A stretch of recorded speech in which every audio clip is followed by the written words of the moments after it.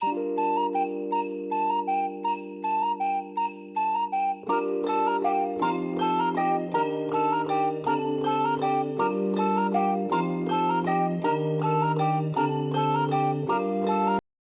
ទាំងអស់គ្នាថ្ងៃនេះគឺខ្ញុំមានរូបមន្តពិសេសមួយទៀតដើម្បីយកមកចែកម្លែកគឺតកតងជាមួយនឹងរូបមន្តសាំ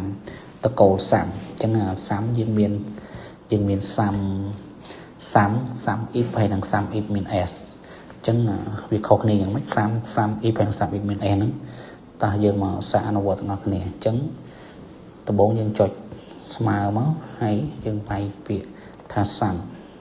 យើងបើកវងកញ្ចក់ចឹងសាំជាតួលេខដែលយើងចង់ស្វែងរកចឹងតួលេខចង់ស្វែងរកគឺនៅក្នុង column D ចឹងខ្ញុំចុច select លើ column D មកបន្ទាប់មកគឺបិទវងចុចហើយ enter បាទចឹងតួលេខនេះគឺវាចេញហើយចឹងសាំ if ម្ដងចុចសញ្ញាស្មើសាំ if បើកវងកញ្ចក់ចឹងរូបមន្តវាគឺរែងនេះគឺជាជួឈរ cell ដែលយើង select ឬក៏ចង់ស្វែងរកចឹងខ្ញុំ select យក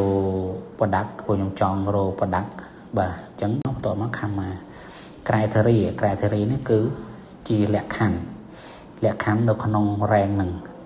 បាទចឹងលក្ខខណ្ឌក្នុង rank ហ្នឹងគឺខ្ញុំចង់ឲ្យចង់រកអីគេ Apple ឧទាហរណ៍ខ្ញុំចង់រក Apple បើយើង share យើងដាក់ថ្មិញកដុលមក Apple បាទបិទថ្មិញកដុលវិញបន្ទាប់មក comma សាំរែងនេះគឺ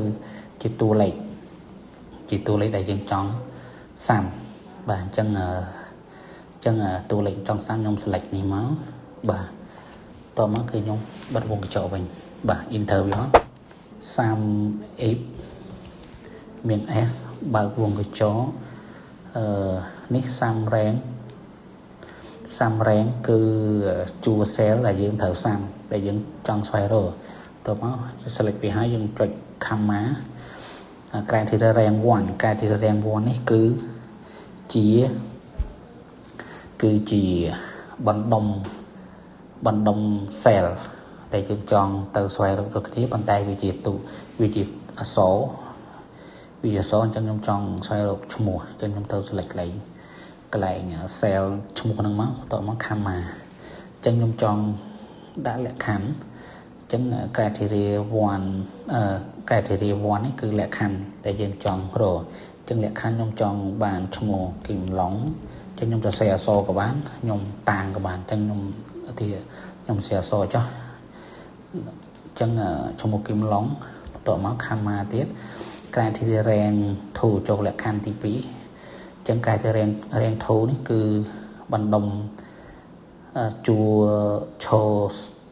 cell អញ្ចឹងនេះខ្ញុំទៅរក product ម្ដងអញ្ចឹង product អញ្ចឹងឈ្មោះគីមឡុងហ្នឹងលក់អីគេឈ្មោះគីមឡុងហ្នឹងលក់ខ្ញុំដាក់ Apple ចុះតើឈ្មោះគីមឡុងលក់ Apple បានជាទឹកលុយប្រហែលបាទអញ្ចឹងខ្ញុំបិទខ្ញុំ comma ហើយដាក់ឈ្មោះមកអញ្ចឹងខ្ញុំបិទវងកញ្ចក់វិញបាទអញ្ចឹងរូបមន្តវាប៉ុណ្ណឹងបន្ទាប់មកយើង enter វាមកបាទអញ្ចឹងយើងមើលឈ្មោះគីមឡុងបាទគីមឡុងគឺអត់មានទេព្រោះដោយសារតែគាត់អត់មានលក់បានណាបានទេគាត់អត់មានលក់ Apple បាននេះក៏លក់បានណាអញ្ចឹងយើងអាចដូរដាក់ថាបានណាវិញបាទអញ្ចឹងនេះគីមឡុងគាត់លក់បានណាបានអានេះ500អានេះបានណាទៀត200ទៀត700បាទអញ្ចឹងគឺ